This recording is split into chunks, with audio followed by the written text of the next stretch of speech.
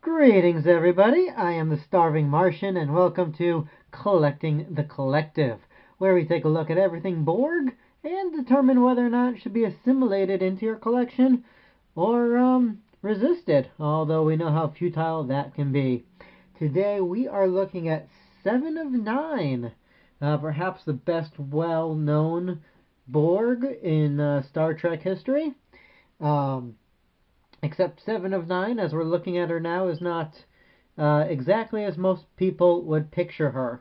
This is a action figure from the Star Trek Warp Factor series, Series 5, and this depicts 7 of 9 from the Star Trek Voyager episode The Gift. Alright, so when 7 was introduced into Star Trek Voyager, it was in a two-part episode called Scorpion, and she was a Borg drone that the crew of Voyager ended up having to work with to combat a common foe. And at the end of the episode, spoiler alert, she ends up separated from the collective and more or less stranded on the ship on Voyager.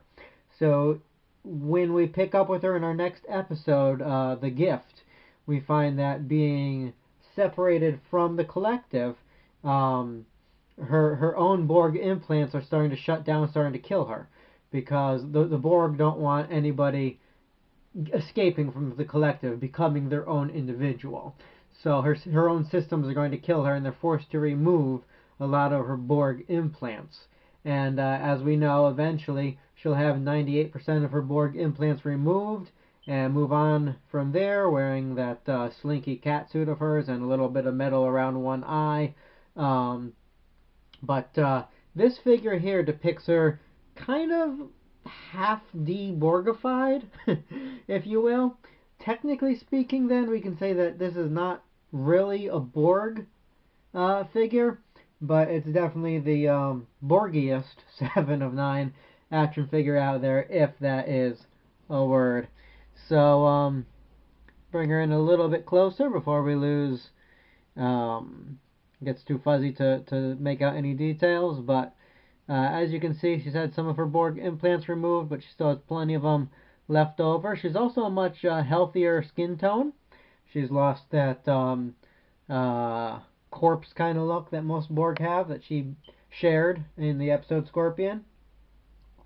One interesting thing you'll notice is this eye right here, which is not an eye, nor is it a full Borg implant. In Scorpion, she actually had a little bit of a telescoping thing coming out there, but they had to remove that, and so in the episode itself, it's actually a little bit freaky to see her face close up, because that's like just sitting right there in her eye socket where a regular eyeball should be. It's just a little connection port, and it's really, really creepy. So turning her around, we see, let's pull back a little, we'll see some of the details. And again, they did a good job painting this figure. They got a few different colors going on. You got the blacks, the silvers, some copper. She's got these metal bits coming across her fingers, which is another bit of Borg enhancements that will stay with her throughout the series. She's got these tubes here and on her back, which for once are actually connected to the figure. 90% of the time you buy a Borg figure, you're going to be attaching these tubes yourself, but these come already attached, which I do appreciate. She's got something going on there on the top of her scalp.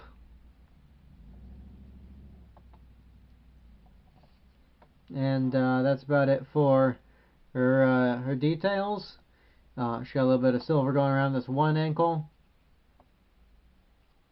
And the Borg are not big into symmetry, so that works. She's got some skin showing there, because I guess that's where they had to remove a big patch of whatever was attached to her leg, or just an excuse to show some skin. And yeah, as far as posability goes, her head will rotate. Her arms go all the way around. She's got this bend above her elbow. her legs can swing up. I've got her attached to her base right now because, like many female action figures, she's a little bit tricky to get standing. So fortunately she comes, as most Borg do, with a Borg action base. And she's got a couple accessories. She has, of course, the scanner, which so many Borg come with, and I've never been able to figure out why. She's got a Borg energy control device, a power regulator. That's this thing here, which she can't really hold because of the way her hands are shaped. And she's got an interesting bit, the Borg alcove. Now, when I saw the Borg alcove in the package, I was really excited about this because the Borg don't sleep the same way that you and I would. They recharge. It's a combination sleep/feeding, where they get re-energized by plugging into these sort of things. And they get this little lightning display up here, which, you know, always looked like something you could just buy at Spencer's Gifts. So, you know, maybe we know where Borg got that technology from, but so I thought this would be a cool piece. Like, you'd be able to display her, you know, with this behind like this, like she's recharging. Unfortunately, this doesn't stand. This doesn't stand on its own. This doesn't clip into anything. This doesn't attach to anything. It just kind of sits on the floor. And you can't prop it up.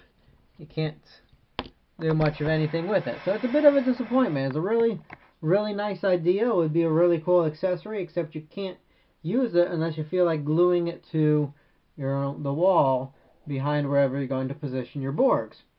So it's a bit of a missed opportunity, I think. You know, it doesn't display well. It kind of sits next to her feet.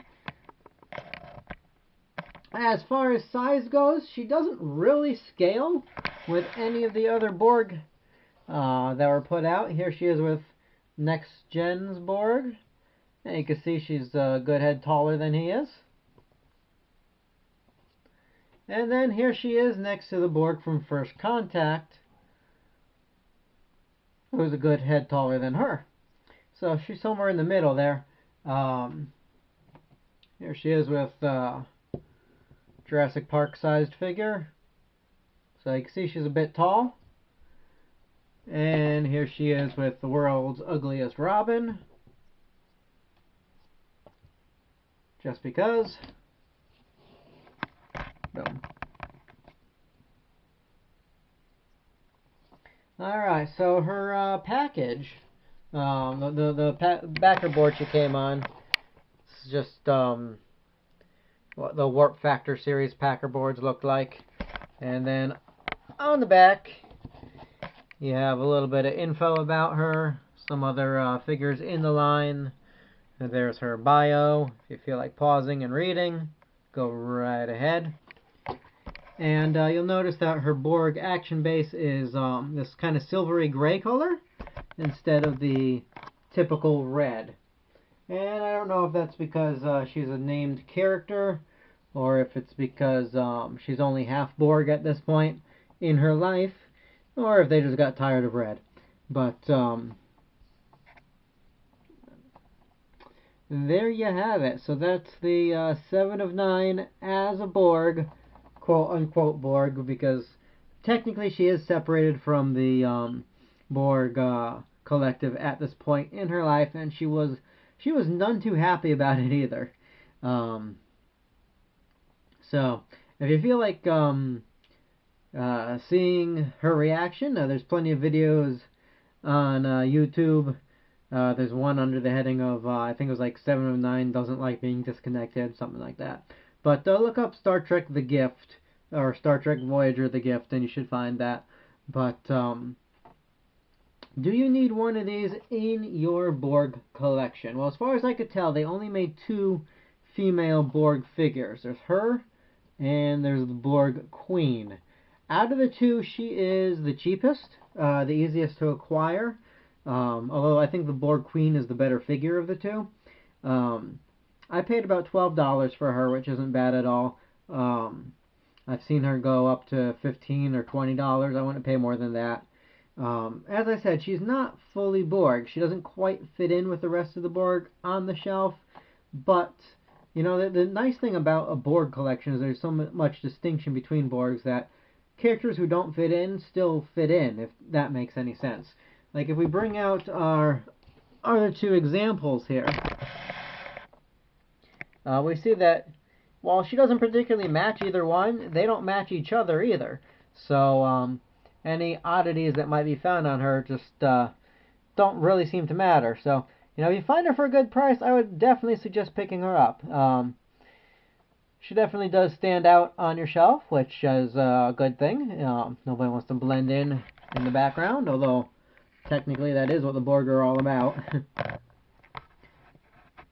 And as I said, it is nice to have a Lady Borg around, and that eyeball thing is really, really, really disturbing.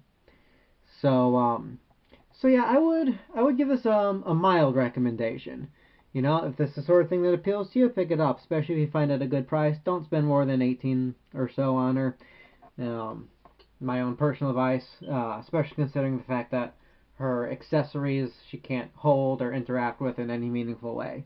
So this has been the Starving Martian with another episode of Collecting the Collective. Next time, we'll take a look at something you might actually still be able to buy in stores. But until then, I'll catch up with you later. Keep watching the skies, everybody.